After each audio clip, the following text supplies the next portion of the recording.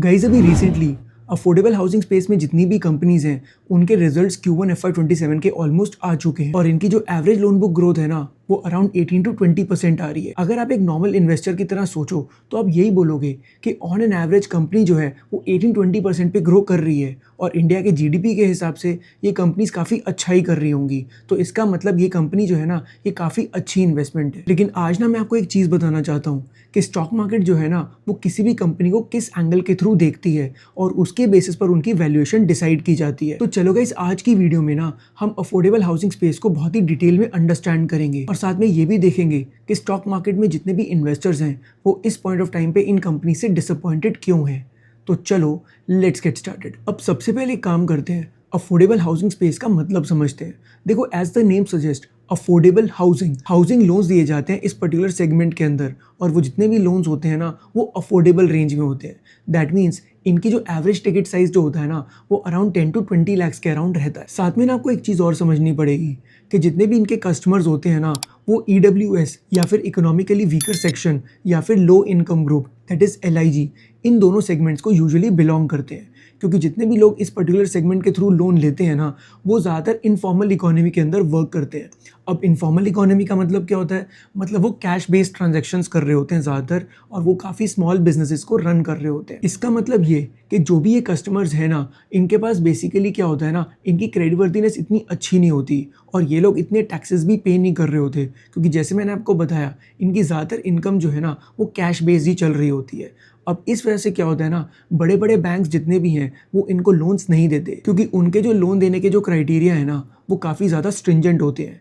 इसलिए ऐसे टाइप के कस्टमर्स को ना NBFCs लोन देती हैं। अब गाइस आपको एक चीज़ तो पता ही होगी कि NBFCs जो है ना वो भी लोगों को लोन्स प्रोवाइड करती हैं और उसके लिए उनके पास पैसा कहाँ से आता है, बेसिकली वो क्या करते हैं ना वो पैसा बोरो करते हैं, या तो बैंक से करते हैं या फिर वो बॉन्ड मार्केट से पैसा रेज करते हैं। कहने का मतलब ये कि उनको ना ये अलाउड नहीं होता कि वो कस्टमर से डिपॉजिट ले सकें, तो उनको कहीं ना कहीं से तो फंड चाहिए ही, तो वो जितना भी उनको फंड चाहिए होता है ना वो दूसरे बैंक्स और बॉन्ड मार्केट से पैसा रेज करते हैं और उसको हायर रेट पे उसको लेंड कर देते हैं। अब अफोर्डेबल हाउसिंग स्पेस के अंदर ना दो टाइप के मेजर लेंडर्स हैं, एक तो है NBFCs और दूसरा है स्मॉल फाइनेंस बैंक्स। क्योंकि स्मॉल फाइनेंस बैंक्स जो है ना वो भी एक पॉइंट ऑफ टाइम पे NBFCs ही हुआ करती थी, लेकिन उन्होंने काफ़ी अच्छी परफॉर्मेंस दिखाई तो RBI ने क्या किया, उनको लाइसेंस दे दिया कि आप दूसरे जगह पे भी जाके अपनी ब्रांचेस खोल सकते हो और थोड़ी थोड़ी डिपॉजिट लेना स्टार्ट भी कर सकते हो।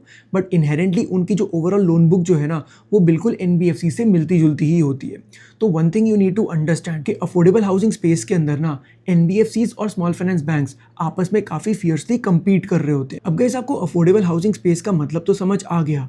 अब एक काम करते हैं, थोड़ा सा इकोनॉमिक स्टैंड पॉइंट की तरफ चलते हैं कि बेसिकली ना हो क्या रहा था लास्ट 2 ईयर्स के अंदर ना इस पर्टिकुलर सेक्टर में क्या प्रॉब्लम्स चल रही थी। देखो ऐसे एक चीज़ समझो, जैसे मैंने आपको बताया कि अफोर्डेबल हाउसिंग उन लोगों को ये लोन्स दिए जाते हैं जो थोड़ा इकोनॉमिकली वीकर सेक्शन को बिलोंग करते हैं या फिर वो लो इनकम ग्रुप को बिलोंग करते हैं। अब इकोनॉमिकली वीकर सेक्शन का मतलब क्या होता है कि जिनकी जो फैमिली इनकम जो है ना वो 0 to 3 लाख के अराउंड रहती है, वो आ जाते हैं EWS के अंदर। और LIG that is low income group, ये उस सेगमेंट को बिलोंग करते हैं जिसके अंदर जो फैमिली इनकम जो है ना इन कस्टमर सेगमेंट की वो अराउंड 3 से 6 लाख के बीच में होती है पर एनम।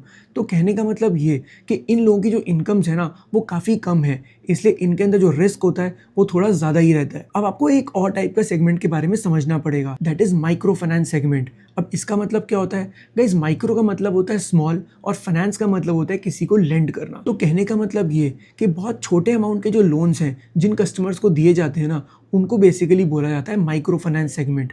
अब हो क्या रहा था लास्ट 2 ईयर्स के अंदर ना माइक्रो फाइनेंस सेगमेंट के अंदर काफ़ी ज़्यादा स्ट्रेस चल रहा था। अब उसके अंदर क्या होता है, लाइक फॉर एग्जांपल किसी को 5,000 का लोन चाहिए, किसी को 10,000 का लोन चाहिए, किसी को 20,000 का लोन चाहिए और उनके पास ना खुद के कुछ पेपर्स भी नहीं है, मतलब उनके पास ना उनकी क्रेडिट वर्दीनेस भी उतनी अच्छी नहीं है। तो NBFCs और स्मॉल फाइनेंस बैंक्स जो है ना वो ऐसे सेगमेंट के अंदर ना लोन्स प्रोवाइड करते हैं। अब होता क्या है ना, ऐसे टाइप के कस्टमर्स का जो ओवरऑल रिस्क जो होता है ना वो काफ़ी ज़्यादा रहता है, क्योंकि ये लोग इतना ज़्यादा रिस्क लेंगे तो ये लोग क्या करते हैं, ये बहुत ही हाई यील्ड इनसे चार्ज करते हैं। तो इससे ना NBFCs को ना काफ़ी ज़्यादा बेनिफिट होता है ऐसे टाइप के सेगमेंट को लोन देने के अंदर। लेकिन अब हुआ क्या ना, 2024 जो था ना वो बेसिकली एक इलेक्शन ईयर था। गाइस आपको ना एक चीज़ समझनी पड़ेगी कि जब गवर्नमेंट इलेक्शन ईयर में होती है ना, उस पॉइंट ऑफ टाइम पे गवर्नमेंट का फोकस जो है वो ग्रोथ से हट के इलेक्शन को जीतने में लग जाता है। तो उस पॉइंट ऑफ टाइम पे गवर्नमेंट के जितने भी प्रोजेक्ट्स चल रहे होते हैं ना वो काफ़ी स्लो होने लग जाते हैं। अब गाइस इसको ना एक एग्जांपल से समझते हैं। गाइस एक बात सोचो, मान लो कि गवर्नमेंट जो है ना वो क्या कर रही है, बेसिकली वो दिल्ली से मुंबई का एक हाईवे बना रही है। अगर मान लो वो हाईवे को बनाएगी तो वो हाईवे का जो ओवरऑल डिस्टेंस जो है ना वो 1400 किलोमीटर्स का है। अब सोचो अगर ये इतना बड़ा डिस्टेंस होगा तो गवर्नमेंट जो है ना वो किसी एक कॉन्ट्रैक्टर को तो पूरा कॉन्ट्रैक्ट नहीं देगी। तो वो लोग क्या करते हैं ना, बहुत सारे कॉन्ट्रैक्टर्स को पर्टिकुलर कॉन्ट्रैक्ट दे देते हैं। अब जैसे वो कॉन्ट्रैक्टर को वो कॉन्ट्रैक्ट मिल जाएगा तो वो क्या करेगा, बहुत सारे लोगों को हायर कर लेगा, जैसे बहुत सारे लेबर को हायर कर लेगा जो लोग उसको कंस्ट्रक्ट करने में हेल्प करने वाले हैं। तो इससे क्या होता था ना, जितने भी लेबर क्लास है उनको काफ़ी जॉब्स मिलनी स्टार्ट हो जाती थी। और सोचो ये वही तो लोग हैं जिनको एक्चुअली माइक्रो फाइनेंस लोन्स की रिक्वायरमेंट पड़ती है या फिर इनफैक्ट अफोर्डेबल हाउसिंग की भी रिक्वायरमेंट पड़ती है। अब हो क्या रहा था ना गाइस कि 2022 और 2023 के अंदर ना गवर्नमेंट जो था उनकी जो स्पेंडिंग जो थी गवर्नमेंट प्रोजेक्ट्स के ऊपर वो काफ़ी स्ट्रॉन्ग चल रही थी। तो इनको ना काफ़ी सारे कॉन्ट्रैक्ट्स मिलते जा रहे थे।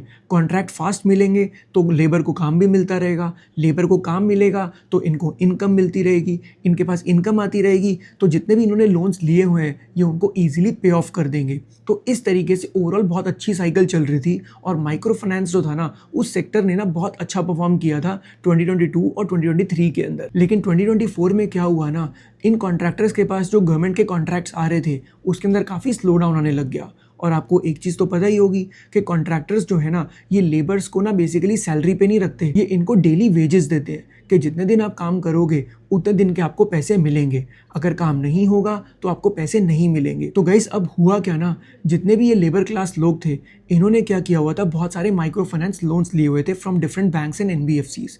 और क्योंकि इनकी जो जॉब्स जो थी वो धीरे धीरे कम होने लग गई या इनके जो डेली वेजेस थे वो काफ़ी कम होने लग गए, इसकी वजह से इनके ऊपर काफ़ी स्ट्रेस आने लग गया।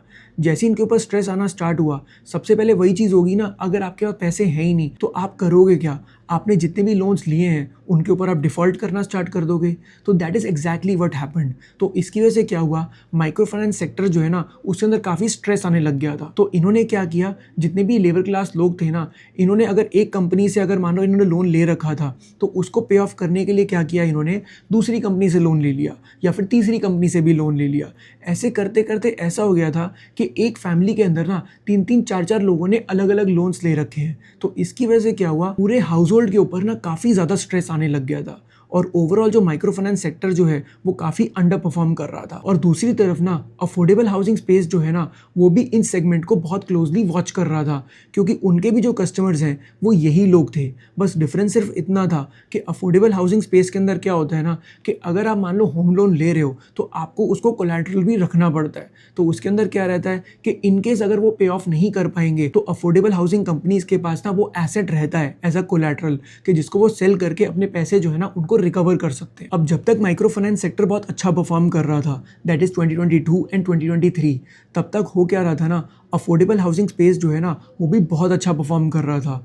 इनफैक्ट 2024 के अंदर भी ना अफोर्डेबल हाउसिंग स्पेस तो अच्छा ही कर रहा था और ये ऑन एन एवरेज जितनी भी कंपनीज़ हैं वो आराम से अपनी जो ग्रोथ जो है ना वो 30-35% प्लस से अपनी लोन बुक को इंक्रीज कर पा रही थी, विच वॉज एब्सोल्युटली फिनोमिनल, जिसकी वजह से अफोर्डेबल हाउसिंग कंपनीज जो है ना they made a lot of money for the share holders. लेकिन इतने में क्या हुआ, जैसे ही माइक्रो फाइनेंस में स्ट्रेस आना शुरू हुआ, अफोर्डेबल हाउसिंग कंपनीज है ना वो काफ़ी स्ट्रिंजेंट हो गई अपनी लोन गिविंग पॉलिसी के अंदर।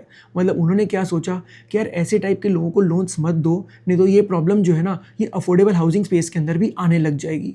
तो उन्होंने ना एक स्ट्रैटेजी को यूज़ करना स्टार्ट किया। देखो पहले क्या होता था ना, अगर मान लो किसी को 2 लाख 3 लाख 5 लाख का भी लोन चाहिए तो ये उनको भी लोन्स प्रोवाइड कर देते थे।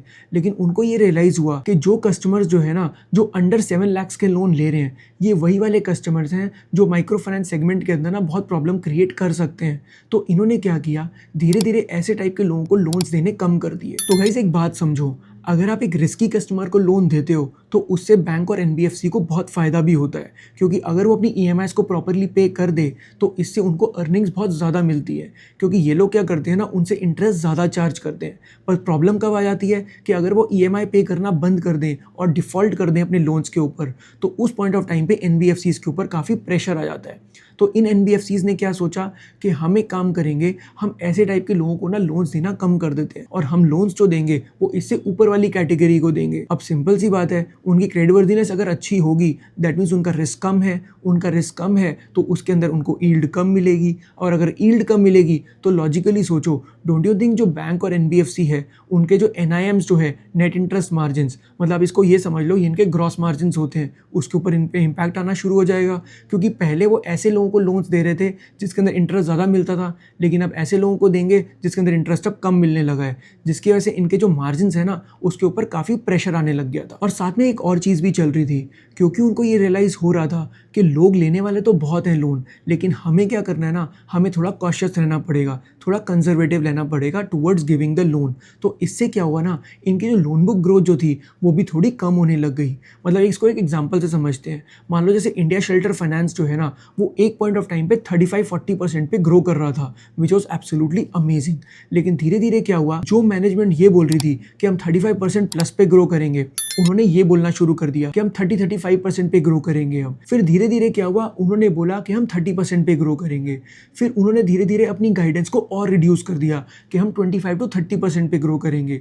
तो इससे क्या हुआ ना, मार्केट जो है ना उसको ये बिल्कुल बात अच्छी नहीं लग रही, क्योंकि मार्केट अगर एक बार एक अच्छा रेट अगर एक कंपनी पकड़ लेती है ना, तो मार्केट ये एक्सपेक्ट करती है कि वो उसी रेट पर ग्रो करती रहेगी, और अगर उससे अगर उसकी स्पीड थोड़ी कम हो जाती है तो उस पॉइंट ऑफ टाइम पर मार्केट जो है ना उसकी वैल्यूएशन को गिरा देती है। और एग्जैक्टली यही हो रहा है सारी अफोर्डेबल हाउसिंग कंपनीज के साथ।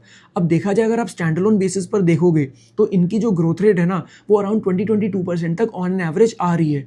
अब देखा जाए 20-22% पे अगर कोई कंपनीज ग्रो कर रही हैं एक पर्टिकुलर सेक्टर के अंदर, मतलब उनकी ग्रोथ तो काफ़ी अच्छी होनी चाहिए in terms of their stock prices, लेकिन इन कंपनीज के स्टॉक प्राइस कंसिस्टेंटली गिरते जा रहे हैं। तो एक तरफ तो क्या हुआ ना, इनकी लोन बुक ग्रोथ जो है ना वो थोड़ी रिड्यूस होने लग गई है, और दूसरी चीज़ ये, इनके जो मार्जिन्स जो हैं उनके ऊपर भी काफ़ी प्रेशर आ रहा है, क्योंकि ये कंपनीज अब क्या कर रही है ना, थोड़े हायर सेगमेंट के अंदर कस्टमर्स को लोन दे रही हैं और उसके अंदर मार्जिन्स थोड़े कम ही रहते हैं।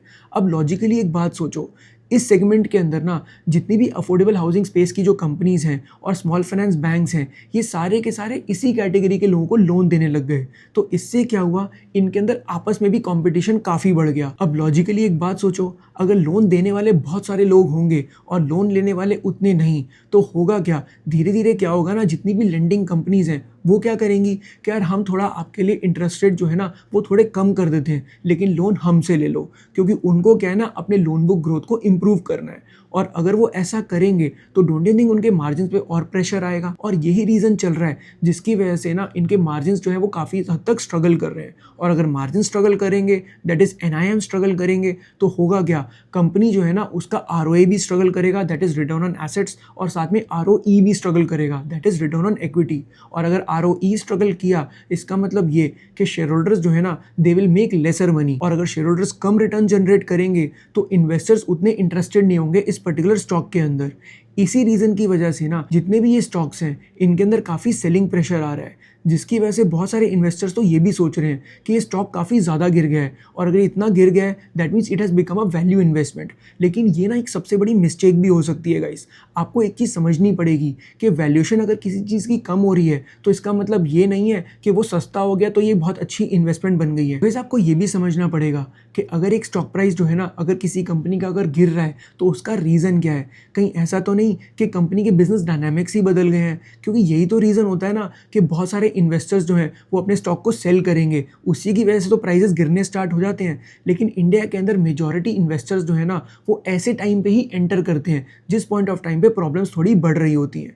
अब गाइस इसका मतलब ये नहीं है कि अफोर्डेबल हाउसिंग स्पेस अच्छा नहीं है और आगे इसके अंदर ग्रोथ नहीं आएगी, मैं ऐसा बिल्कुल भी नहीं बोल रहा, क्योंकि गोइंग फॉरवर्ड इंडिया के अंदर अफोर्डेबल हाउसिंग कंपनीज जो है ना they will do really well. लेकिन इस पॉइंट ऑफ टाइम पे ये प्रॉब्लम चल रही है इनके अंदर कि इनकी ग्रोथ जो है ना वो थोड़ी स्लो डाउन हो गई है और इनके मार्जिन के ऊपर भी काफ़ी प्रेशर आ रहा है। तो जैसे ये दोनों प्रॉब्लम्स जो है ना ये रिजॉल्व हो जाएंगी along with improved asset quality, क्योंकि एक बात समझो कि जितने भी लोग हैं जिनको ये लोन्स दे रहे हैं, अगर वो लोग अपने टाइम पे ईएमआईज़ को पे कर रहे हैं तो कंपनी की एसेट क्वालिटी है ना वो बेटर रहती है और अगर एसेट क्वालिटी अच्छी रहेगी इसका मतलब इन कंपनीज को प्रोविजंस बनाने की नीड नहीं पड़ेगी इतनी, और अगर इनको प्रोविजंस कम बनाने पड़ेंगे तो इनके जो प्रॉफिट्स हैं वो इम्प्रूव दिखेंगे, और अगर प्रॉफिट्स अच्छे दिखेंगे तो इनका आरओई भी अच्छा परफॉर्म करेगा।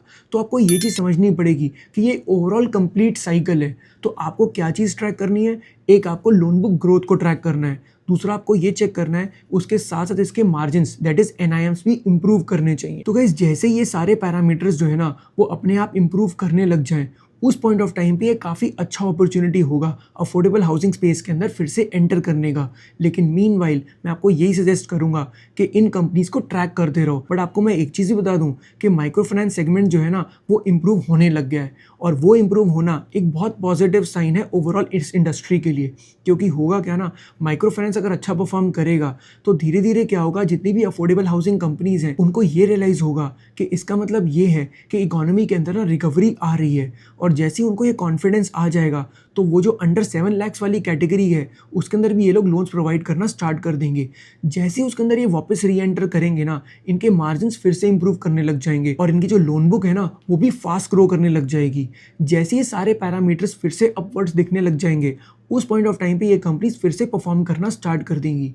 अब गाइस देखो, ये तो एक ही सेक्टर है जिसके बारे में मैंने आपको बताया। अब सोचो कितने सारे सेक्टर्स हैं जिसके अंदर हमें ये पता करना बहुत ज़रूरी होता है कि हमें कौन कौन से फैक्टर्स को हमें ट्रैक करना पड़ेगा। तभी तो हमें समझ आएगा कि हर सेक्टर के अंदर चल क्या रहा है, और गोइंग फॉरवर्ड आगे कौन सा सेक्टर अच्छा कर सकता है और कौन सा नहीं कर सकता। तभी आपको कॉन्फिडेंस भी आएगा इनके अंदर इन्वेस्ट करने का। And guys that is something we teach in our equity research boot camp, जहाँ हम आपको एक पूरा एक इन्वेस्टमेंट फ्रेमवर्क सिखाते हैं। हम आपको पूरा समझाते हैं कि किसी भी सेक्टर को अगर आपको ट्रैक करना है तो आपको कौन कौन से पैरामीटर्स को आपको ध्यान से देखना पड़ेगा, जिससे आप अपने माइंडसेट को पूरी तरीके से बना सको। नहीं तो होगा क्या ना, स्टोरी तो बहुत अच्छी है, कंपनी में पोटेंशियल भी है, लेकिन आपको ना कभी कॉन्फिडेंस नहीं आएगा। अगर मान लो स्टॉक प्राइस जो है ना वो एकदम से डाउन होना स्टार्ट हो गया तो आप पैनिक करने लग जाओगे। लेकिन अगर आपके पास खुद का एक इन्वेस्टमेंट फ्रेमवर्क होगा तभी आप एक पर्टिकुलर स्टॉक को होल्ड कर पाओगे और उससे रिटर्न्स को जनरेट भी कर पाओगे। तो आई होप आपको आज का वीडियो अच्छा लगा होगा। If you like this video, then don't forget to like, share and subscribe to the channel. I'll see you in the next one.